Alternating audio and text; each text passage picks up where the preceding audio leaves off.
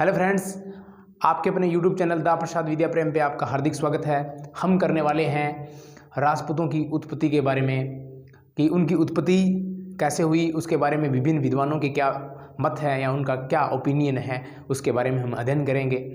कि सम्राट हर्षवर्धन, जो भारत के शासक हुए सम्राट हर्षवर्धन, जिनका शासनकाल 606 ईस्वी से लेकर 647 ईस्वी तक, उनकी मृत्यु के बाद या उनके हर्षवर्धन के वंश के अंत के बाद भारतीय राजनीति में विकेंद्रीकरण की प्रवृत्ति ने जन्म लिया। क्यों लिया? कि एक संपूर्ण भारत को एक करने में या एक छत्र राज करने वाली कोई ऐसा वंश नहीं था या ऐसा कोई शक्तिशाली राजवंश नहीं था जिसने जो संपूर्ण भारत को समेटकर या एक छत्र राज कर सके। इस वजह से अनेक छोटे छोटे राज्य आज़ाद हुए, स्वतंत्र हुए और उन्होंने अपनी अपनी सत्ता स्थापित कर ली और इस कारण भारत में विकेंद्रीकरण की प्रवृत्ति बढ़ी। विकेंद्रीकरण की प्रवृत्ति बढ़ी, उसी के साथ साथ सामाजिक बदलाव भी हुआ। सामाजिक बदलाव हुआ और एक नया वर्ण व्यवस्था में एक नया वर्ण उभर कर सामने आया, वो था राजपूत वर्ण, जिसे राजपुत्र या राजपूत कहा जाता है। वो भारतीय राजनीति के अंदर काफ़ी महत्वपूर्ण है और इसके बारे में हम अध्ययन करने वाले हैं कि राजपूत वर्ण किस प्रकार आया। कुछ विद्वानों का मानना है कि राजपूत वर्ण क्षत्रियों का प्राय था, जो कालांतर में क्षत्रियों का प्राय बना था या क्षत्रिय थे, या कहें कि जिसका संबंध शासन से था, जिसका संबंध योद्धा वर्ग से था, सैनिक वर्ग से था, उन्हीं में से एक राजपूत वर्ण पैदा हुआ। लेकिन विभिन्न विद्वानों के इस बारे में विभिन्न मत है, उसका हम अध्ययन करें।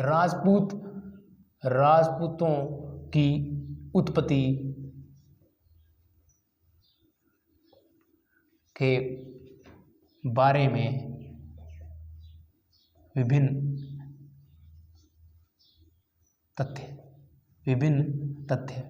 कि किस इतिहासकार ने इनके बारे में क्या कहा। राजपूतों की उत्पत्ति के बारे में विभिन्न तथ्य कि सम्राट हर्षवर्धन की जो मृत्यु हुई, किसकी? सम्राट हर्षवर्धन की मृत्यु हुई, यानी उनका शासनकाल 606 ईस्वी से लेकर 647 ईस्वी तक था। उनकी मृत्यु के बाद भारत में क्या पनप गया? विकेंद्रीकरण आया। मृत्यु के बाद भारत में आया विकेंद्रीकरण का कारण ये था कि अनेक छोटे छोटे राज्य हैं वो अब स्वतंत्र हो गए, क्योंकि एक कोई मजबूत या एक शक्तिशाली राजवंश नहीं था जो संपूर्ण भारत पर एक छत्र राज कर सके। इसलिए भारत विशाल भूखंड था और अनेक छोटे छोटे भूभागों पर अनेक राजवंशों का उत्पन्न हुआ, जैसे चंदेल, परमार, प्रतिहार शासक भारत में पनपे, जिस वजह से भारत में विकेंद्रीकरण की प्रवृत्ति आई। कैसी प्रवृत्ति? विकेंद्रीकरण की प्रवृत्ति आई और हुआ सामाजिक बदलाव। क्या हुआ? सामाजिक बदलाव हुआ, नया वर्ण आया। सामाजिक बदलाव हुआ और नया वर्ण आया। वर्ण कौन सा आया? राजपूत आया। इसका जो प्राय है वो लगाया जाता है कि इनका प्राय माना जा सकता है वो क्या था?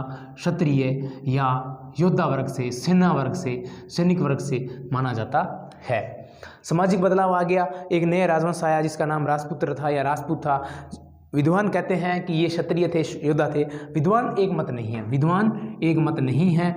इस कारण ही तो हम उनकी उत्पत्ति में अलग अलग विचारधारा या अलग अलग व्यू देखते हैं कि कोई कहता है कि ये भारतीय उपज थे, कोई कहता है ये विदेशी थे, कोई कहता है ब्राह्मण थे, कोई कहता है कि ये अग्निकुंड से पैदा हुए, कोई कहता है चंद्रवंशी, सूर्यवंशी। इसके बारे में हम विस्तृत अध्ययन करेंगे। विद्वान एक मत नहीं है। कैसे है? एक मत नहीं है।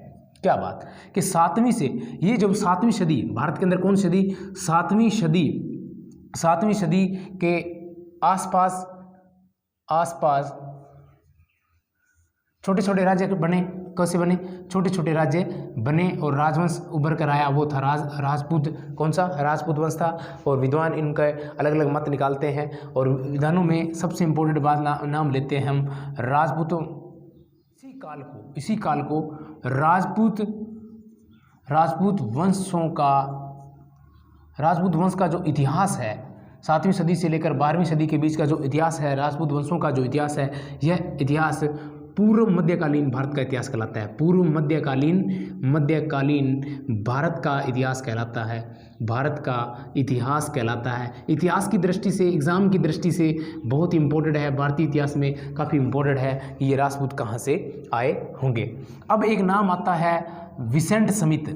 भारत के इतिहास में जानकारी प्राप्त करने या अध्ययन करने वाले मुख्य इतिहासकारों में विसेंट स्मिथ का नाम आता है। इंपॉर्टेंट है, नाम है विसेंट स्मिथ।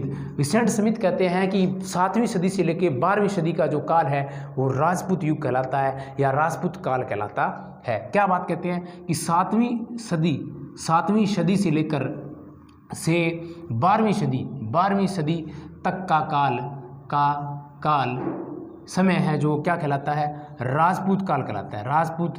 राजपूत काल कहलाता है। यह राजपूत काल कहा किसने कहा, विसेंट स्मिथ ने कहा। अब एक नाम आता है हवेनसांग वही जो हर्षवर्धन के दरबार में है। हर्षवर्धन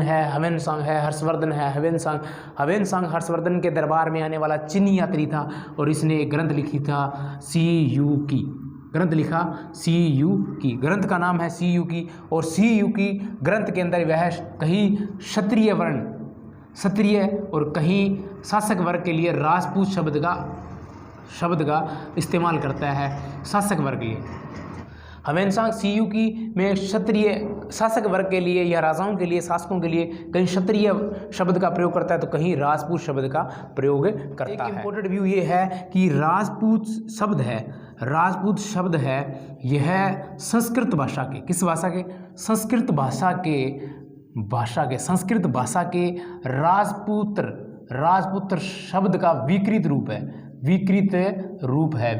किस शब्द का, राजपुत्र शब्द का विकृत रूप है क्या, राजपूत शब्द। एक ओपिनियन। वेदों व उपनिषदों से लेकर जो शब्द प्रयोग हुआ वेदों में उपनिषद काल के अंदर जो राजन्य शब्द हुआ तब से लेकर पृथ्वीराज रासो लिखने वाले चंद्र बरदाई के जो लेख है उसके अंदर जो शब्द यूज हुआ है किसी जाति विशेष का न होकर एक शासक वर्ग के लिए या सेना वर्ग के लिए या योद्धाओं के लिए उपयोग किया जाने वाला एक शब्द है राजपूत, और जिसे वेदों व उपनिषदों के अंदर वेदों व उपनिषदों में राजन्य कहा गया है। इंपॉर्टेंट बात कि वेदों व उपनिषदों के राजन्य शब्द से लेकर पृथ्वीराज रासो यानी कि चंद्र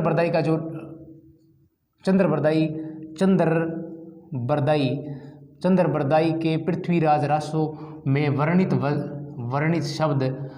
शब्द राजपूत एक जाति विशेष ना होकर, कैसा, जाति विशेष ना होकर एक क्षत्रिय या योद्धा व सैनिक वर्ग के लिए उपयोग किया गया है।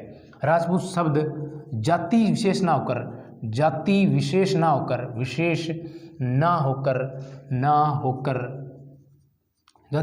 होकर कैसा, क्षत्रिय या योद्धा या सैनिक वर्ग के लिए उपयोग किया गया है। सैनिक वर्ग के लिए या जिनका संबंध युद्ध से है या शासन से है उनके लिए उपयोग किया गया है। अब इम्पोर्टेंट बात ये आती है कि एक नाम आता है श्री जगदीश प्रसाद। ये एक इतिहासकार है श्री जगदीश प्रसाद। इन्होंने एक किताब लिखी, पुस्तक इन्होंने एक पुस्तक लिखी थी राजपूताने का इतिहास 1937। राजपूताने के इतिहास 1937 में इतिहासकार जगदीश प्रसाद की पुस्तक राजपूताने का इतिहास 1937 में ये बात लिखी गई है कि जब तक भारत में मुसलमानों का आक्रमण हुआ उसके बाद क्षत्रियों को या शासक वर्ग को मुसलमानों ने अधीन कर लिया या गुलाम बना लिया, तो ये जो क्षत्रिय वर्ग थे वो उनके सामंत बन गए और सामंत होने से वो सत्ताहीन हो गए और सत्ताहीन होने के कारण और राजवंश होने के कारण इन्हें मुसलमानों ने या शासक वर्ग ने उन्हें राजपूत कहा। जगदीश प्रसाद की पुस्तक है राजपूताने का इतिहास।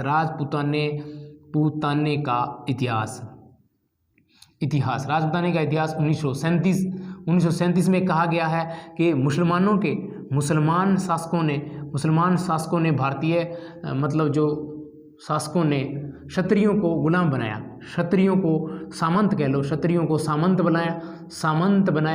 बनाया और उसके बाद क्या बोला, इनको राजपूत बोला। क्योंकि राजवंश होने के कारण इनको राजपूत कहा गया और इस वजह से ये राजपूत शब्द सामने आया। अब एक नाम और आता है कि कालिदास, कालिदास व बाणभट्ट, कालिदास, बाणभट्ट, चाणक्य, कालिदास, बाणभट्ट, चाणक्य के राजपुत्र शब्द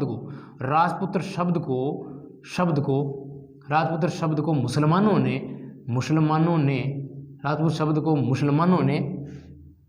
मुसलमानों ने राजपूत कहा या राजपुत्र शब्द के लिए राजपूत शब्द यूज किया। किसने? मुसलमानों ने। इस बात की जानकारी लगती है कि कालिदास और बाणभट्ट के चाणक्य से।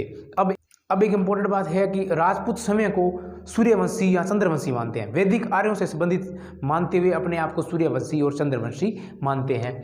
कि राजपूत समय को क्या मानते हैं? समय को वैदिक आर्यों से संबंधित करते हैं। आर्यों से संबंधित बताते हैं। वैदिक आर्यों से संबंधित बताते हैं और क्या बताते हैं? अपने आप को सूर्यवंशी कहते हैं। सूर्यवंशी तो कभी कहते हैं चंद्रवंशी कि हम चंद्रवंशी है। ये इंपॉर्टेंट फैक्ट था उसकी उत्पत्ति के बारे में। अब है कि विभिन्न इतिहासकारों का क्या व्यू है। कोई इतिहासकार इन्हें अग्निकुंड से उत्पन्न मानते हैं। इसके बाद हम करने वाले हैं कि कुछ इतिहासकार कहेंगे अग्निकुंड से इनकी उत्पत्ति हुई और अग्निकुंड के समर्थन में और उसका कटाक्ष करने वाले यानी कि उसके विपक्ष में, फिर उसके बाद उनके ब्राह्मण बताने वाले और उनका समर्थन करने वाले, उनके कटाक्ष में चंद्रवंशी, सूर्यवंशी, इसके बारे में हम विस्तृत अध्ययन करेंगे। आप सभी साथियों से आग्रह है आपका अपना यूट्यूब चैनल दा प्रसाद विद्या प्रेम सब्सक्राइब करें, लाइक करिए, बेल आइकन प्रेस करें, कमेंट करके बताएं क्लास कैसे लग रही है। धन्यवाद।